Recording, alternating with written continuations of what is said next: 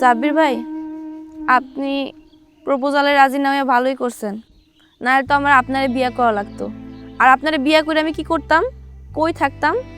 আপনার তো চাউচুলো কিছুই নাই। আর আপনারে বিয়ে করলে আমার সারা জীবন পাতলা ডাইল আর অর্ধেক ডিম দিয়ে ভাত খাইতে হইব। আপনার মধ্যে তো কোনো কোয়ালিটিই নাই। আর জানেন তো, অভাব যখন দরজায় আসে ভালোবাসা তখন জানলা দিয়ে পালায়। ও, আপনার তো ঘরই নাই, জানলাইব কই দিয়া? ঠিক কথা কইছো। আমি অপদার্থ, কিন্তু আফসোস হয় না, কারণ স্বপ্না ব্রিলিয়ান্ট। ওর যখন লেখাপড়া শেষ হইব দেখবা যে একটা স্কুল বা কলেজের শিক্ষিকা হয়ে গেছে, স্বপ্না চাকরি করব, আর আমি কোন এক বড় লোকের জমিতে চাষ করব।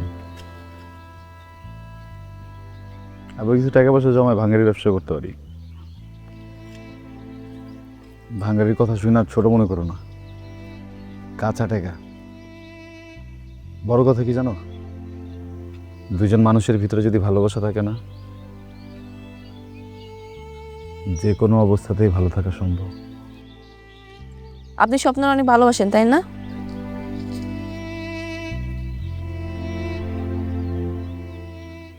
না, ভীষণ ভালোবাসি।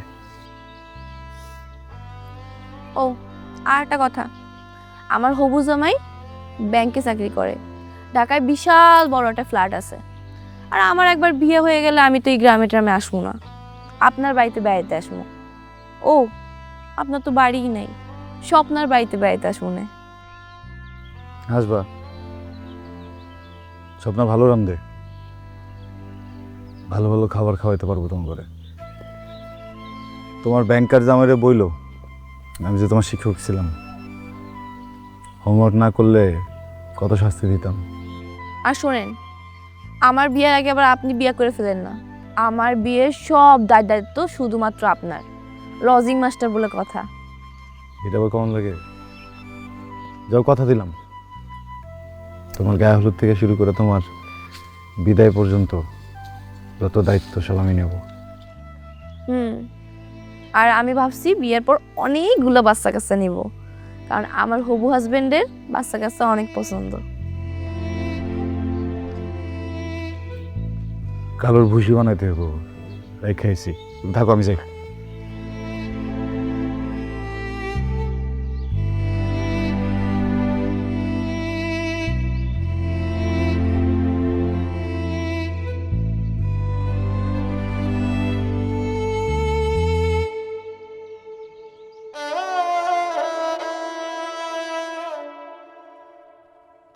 গত মাসে বিদ্যুৎ বিল বেশি আইছে, তাই এখন থেকে লাইট অফ থাকবো।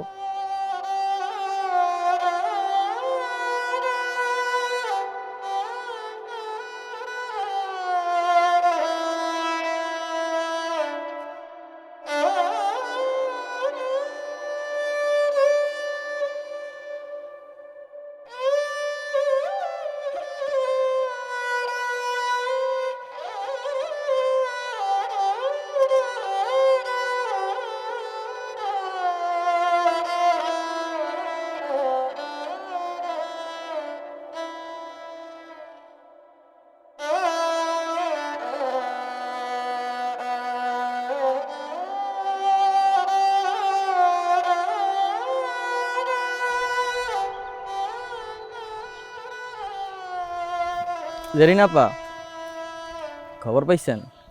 কি? স্বপ্না আপার তো বিয়া। স্বপ্নার বিয়ে মানে? হ, আগামী সপ্তাহে সব কিছু রেডি। আচ্ছা তুই যা, আমি দেখতেছি ব্যাপারটা।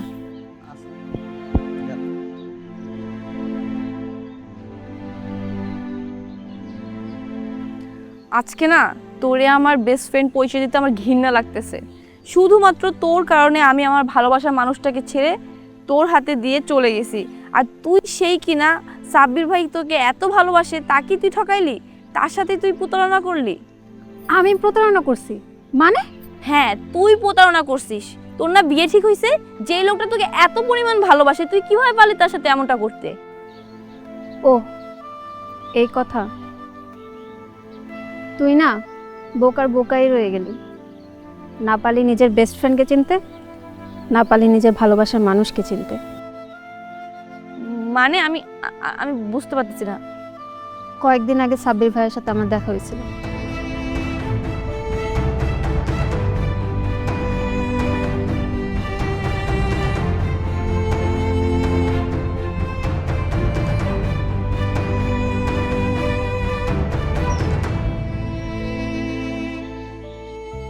ভালোবাসতে হয়তো যোগ্যতা লাগে না, কিন্তু ভালোবাসার মানুষের পাইতে যোগ্যতা লাগে। আর সেই যোগ্যতা তো সাব্বির ভাইয়ের নাই। একটা চাল চুলোহীন মানুষ কিভাবে পারে তোর বাবা মার কাছে তার ভালোবাসার কথাটা বলতে? এই কারণেই সে আমার বলছিল এই অভিনয়টা করতে। সে তোদের বাড়িতে থাকে, তোদের বাড়ির নুন খাইয়া সাব্বির ভাই কিভাবে পারে তোদের সাথে নিমুখারামি করতে? সাব্বির ভাই তোদের বাড়িতে লজিং থাকে, লজিং থেকে ছাত্রীর সাথে সম্পর্ক তো গ্রামের মানুষ ভালো চোখে নেবে না, বদনাম করবে। আর সাব্বির ভাই চায় নাই যে তার কারণে তোদের বাড়ির কোনো বদনাম হোক। এই কারণেই সে তার নিজের ভালোবাসার বিসর্জন দিছে, যাতে তুই তোর পরিবারের পছন্দে বিয়েটা করিস। আর এজন্যই সে আমাকে তার সাথে মিথ্যা সম্পর্কের ব্যাপারে রাজি করাইছে। একটা মানুষের হৃদয় কতটা বড় হইলে সে তার ভালোবাসার মানুষের জন্য আর তার পরিবারের জন্য তার ভালোবাসার নিজের বুকের ভিতর রেখা কবর দিতে পারে। সাব্বির ভাইয়ের ভালোবাসা পাওয়া যে কোনো নারীর জন্যই ভাগ্যের ব্যাপার। তার ভালোবাসা ফুলের মতো পবিত্র।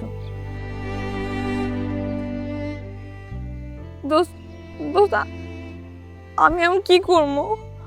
সেই সিদ্ধান্ত তুই নিজে নে, নিজের মনকে জিজ্ঞেস কর। মন কখনো মিথ্যে বলে না।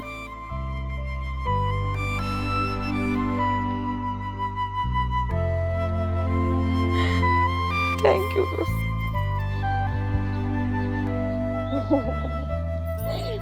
পাগল, এখনো অপেক্ষা করতেছিস কেন? যা নিজের ভালোবাসা মানুষের কাছে।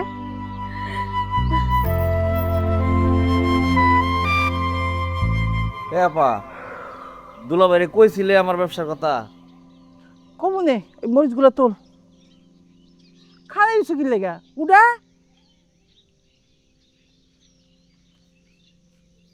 তা আমার কাজ। কাম তো কামই, এবার আমার আসসালামু আলাইকুম খালা। ওয়ালাইকুম আসসালাম।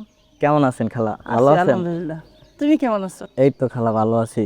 আসলে খালাম্মা আপনার একটা কথা কওয়ার ছিল। আচ্ছা কও। খালাম্মা হইছে কি, ওই যে সাব্বির স্যার আছে না, সাব্বির স্যার আর মানিক ভাই কথা কইতাছিল ওইখানে বইয়া। আমি তো ওইটা হুইনা লাইছি। জেরিনা পারে তো পছন্দ করে,